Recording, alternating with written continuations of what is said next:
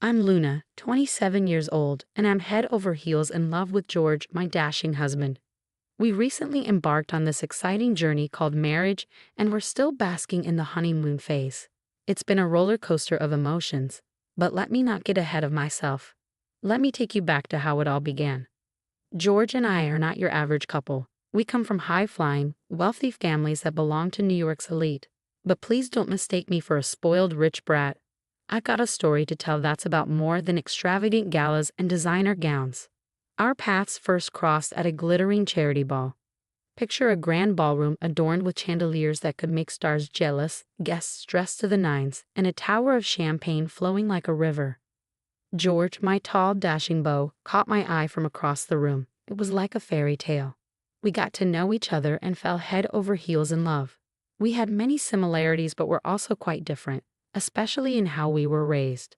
My parents always showered me with love, attention, and life advice. George's family, on the other hand, spoke a different language: money. His nanny practically raised him, and his parents missed more milestones than I'd had hot dinners. But I'm not one to judge. Love can overcome a lot, right? Fast forward to our engagement day. George, being the smooth operator he is, whisked me away on a private jet to a secluded island. Imagine the sun setting, painting the sky with shades of orange and pink, George down on one knee with a ring. Of course, I said yes immediately. Our parents finally met, and it was like watching two worlds collide. At least they were polite to each other. Before we knew it, our wedding day was fast approaching. My fabulous bestie Cassie, my maid of honor, was a lifesaver, helping me tackle all the wedding prep madness. But then came the time to personally invite our parents, and that's where things got tricky. My parents lived abroad, so a quick visit wasn't practical. George's parents, however, were in the same city, New York City, living the high life in their penthouse on the Upper East Side. One fine day, George and I decided to visit his parents' penthouse. His dad, the business tycoon, was away on some important deal, so it was just us and his mom, Diana. Meeting Diana was always an adventure.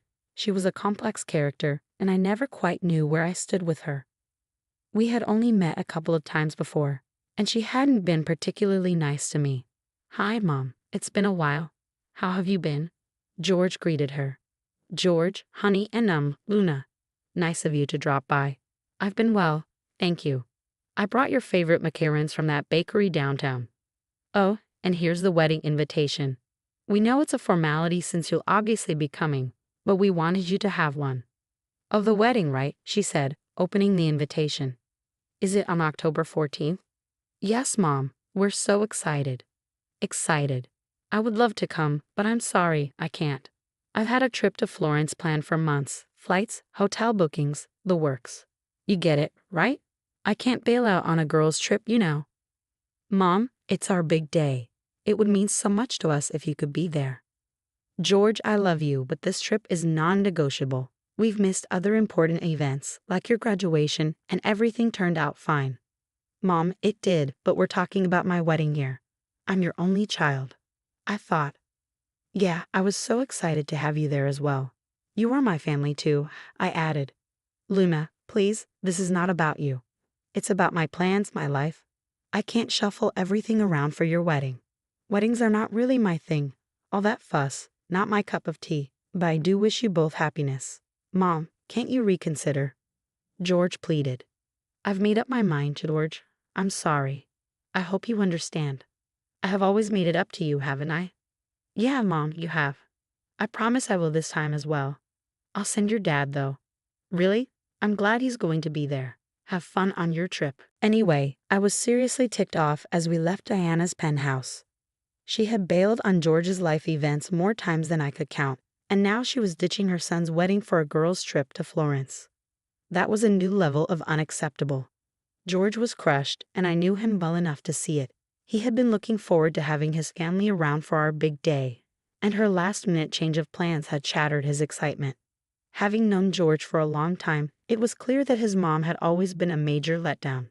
She had the knack for making him believe she cared, but her actions screamed the opposite. It was like she used his love for her as leverage for her own gain. George had shared stories from his childhood that painted a pretty sad picture. From what he told me, she had manipulated him into thinking she was a caring mom, only to let him down over and over. I couldn't help but feel protective of George, knowing how deeply she'd hurt him. I wanted to make this day perfect for him. Later that night, after George finally fell asleep, I made a special phone call to Diana. "Luna, why on earth are you calling me at this hour?" she answered. "I called you because I wanted to personally invite you to our wedding. I am begging you, please be there for George. He has opened up to me several times about how he has felt let down by your absence in his life. He had that same look on his face today." "Oh wait, so now you're going to tell me what I did wrong while raising my son? Who do you think you are?" she snapped. "No ma'am, that's not what I meant. I just thought being at the wedding would mean a lot to him. I'm not here to blame you or change the past. I just wanted to extend an invitation. First of all, stop calling me mom. Let alone a daughter-in-law. I can never even consider you a part of our family.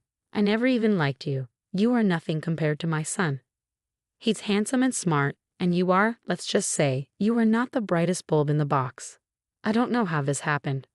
I love him, and he loves me. We're building our own life together, and we're happy. Oh, how touching. Love conquers all, right? Well, good luck with that fairy tale, Luna, because you'll be needing it." "What do you mean?" "Have your little wedding, Luna, but remember, you will always be an outsider in our family. You don't know what you're getting into. If you continue down this path, you will regret it, and there will be consequences. I'm willing to face whatever comes my way. Suit yourself, darling. Bye-bye." By then, I had pretty much given up on trying to patch things up with Diana. Her outright hostility was like nothing I had ever encountered. So I decided to keep our conversation to myself. No point in adding to George's pre-wedding jitters, right? I just played nice and pretended everything was all right. Over the next month, wedding preparations continued and it felt, well, kind of weird. I could relate to those people who had to bite their tongues and put on a happy face even when they felt like screaming. It was like navigating uncharted territory where emotions simmered beneath the surface. We had to keep them locked up. Finally, the big day arrived and we had our rehearsal dinner. We had booked an entire hotel for the week, so all our guests were staying there. Our rehearsal dinner and wedding ceremony were also held at the same hotel.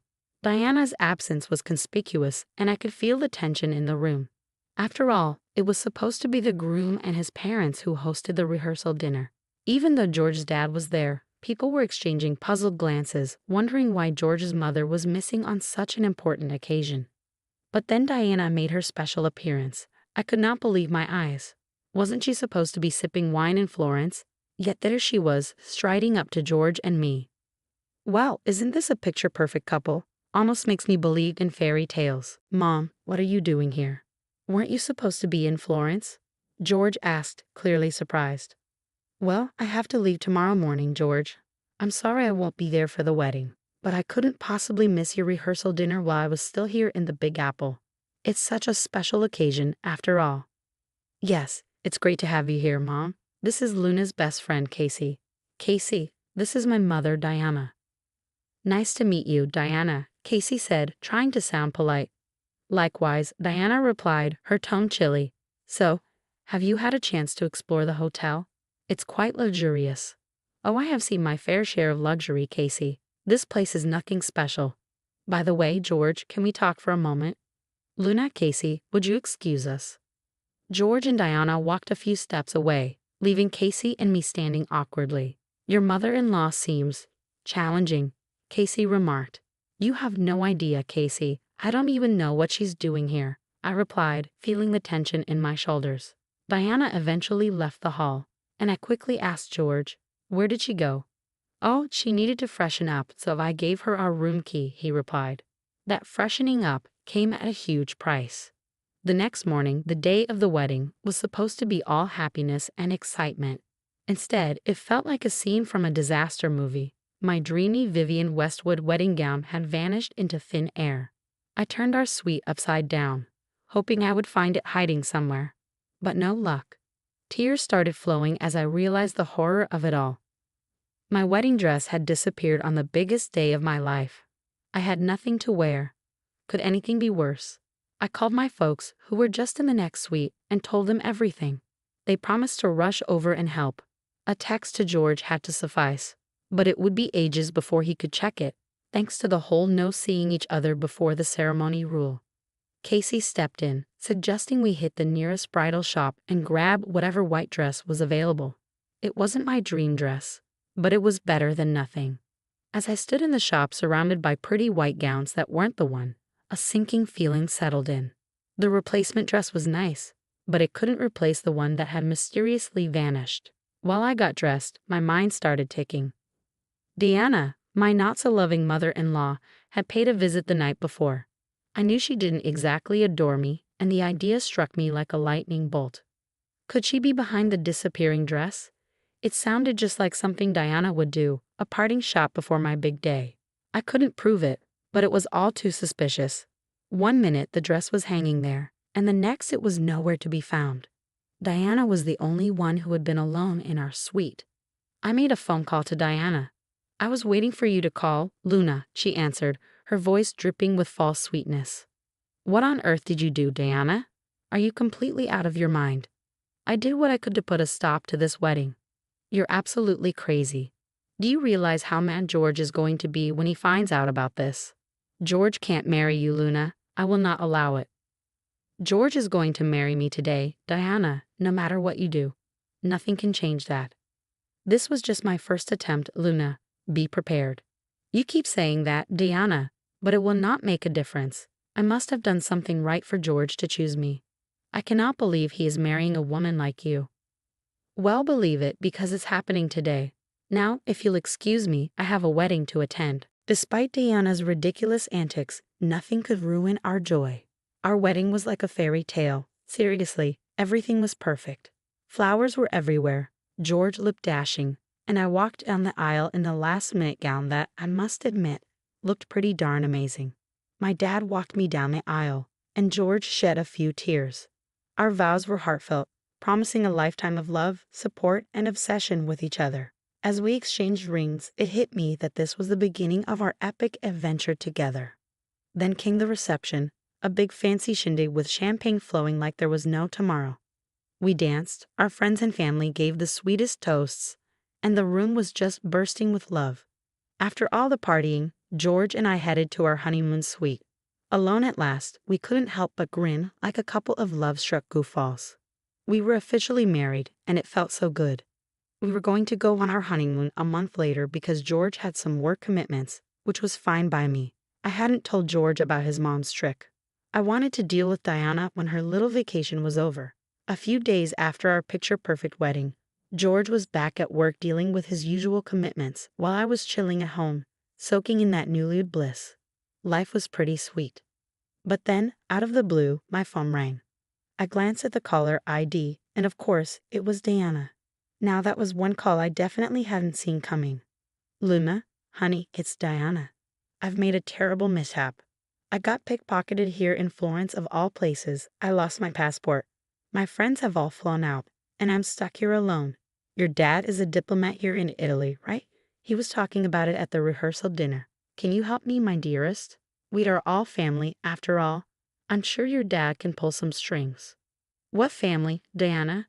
Diplomat or not, it does not change the fact you made it pretty clear I'm not your family. Remember all those lovely things you said to me before our wedding." "Luna, please, I'm desperate here. My friends have left me all alone to figure this out on my own. I promise I'll make it up to you somehow. You know I can be difficult, but I'm still George's mother and your mother-in-law. I love you as my own." This is the sweetest lie I have ever heard. You are his mother, all right. Family does not treat each other the way you treated me. You missed our wedding for a silly fun trip that you take 6 times a year, made an appearance at our rehearsal dinner just so you could steal my dress and ruin my wedding. And now you want my help when it is convenient for you? Sorry, Diana, but I am not feeling particularly charitable right now. Luna, I admit I have made mistakes, but you are the only one who can help me. I need to get back to New York. I have things to attend to. You are so selfish. You're not even genuinely sorry, I bet. I'm sorry, Diana. I'm not helping you. Goodbye. Just in case I forgot to mention, my dad is indeed a diplomat in Italy, and I'm half Italian. I grew up in Rome, but moved to New York City for school, and have been here ever since. But helping Diana? Nah, that was not in my cards. I was kind of anxious about George coming back, because that would mean I had to tell him everything. As I sat in our living room fidgeting with the hem of my dress, my mind raced. George was due home any minute, and I could not avoid the truth any longer. I knew he would not be mad at me, but at the same time, I didn't know how he would take so much news since the wedding day all at once. When George finally got home, I told him everything. "George, I've been meaning to tell you something." "Oh, what is it, Luna?" "Your mom, she was the one who stole my wedding dress. She admitted to it herself. The thing is, she doesn't like me. She didn't want me to be a part of the family. It was right before the wedding, and I was devastated. She just wanted to ruin everything for me." "Luna, I'm so sorry about my mom's behavior. That's just unacceptable. I can't believe she would do something like that. She tried to ruin it not just for you but for both of us. Don't worry, babe. I'm going to deal with this whenever she comes back." "There's something else, George." "What is it?" "Your mom called me today. Her passport has been stolen, and she wanted to get here as soon as possible. She asked for help from my dad." "What did you say?" "I'm sorry, George, but I could not say yes to help her after what she did. It just didn't feel right." "You know what, Luna? She deserves it. I'm glad you did that. She can deal with her own problems, no matter how much time it takes. We're not helping her. She needs to learn that her actions have consequences. We're not going to bail her out." After the whole drama, George and I finally got to enjoy our European honeymoon. We packed our bags and traveled across the continent, soaking in the sights and sounds of romantic cities. Paris, Venice, Rome, you name it, we were there, making memories that would last a lifetime. We even visited my parents in Rome. It was a sweet treat. One day, while sipping coffee at a cute cafe in Paris, we got a text from George's dad. It was a message from Diana. She was texting from her husband's phone. She had miraculously made it back home after 2 months. Talk about good timing. George had a good laugh about it, and honestly, we couldn't care less. When we got back home, Diana tried to reach out, hoping for reconciliation, but George and I were like, thanks, but no thanks. We stuck to our guns and focused on our own happiness. We decided it was best to keep our distance. 4 months into our married life, and here we are, stronger than ever. George and I have become quite the dynamic duo. We've grown, cried, laughed, and supported each other through thick and thin. Our love story is not some fairy tale. It's real, it's messy, and it's uniquely ours.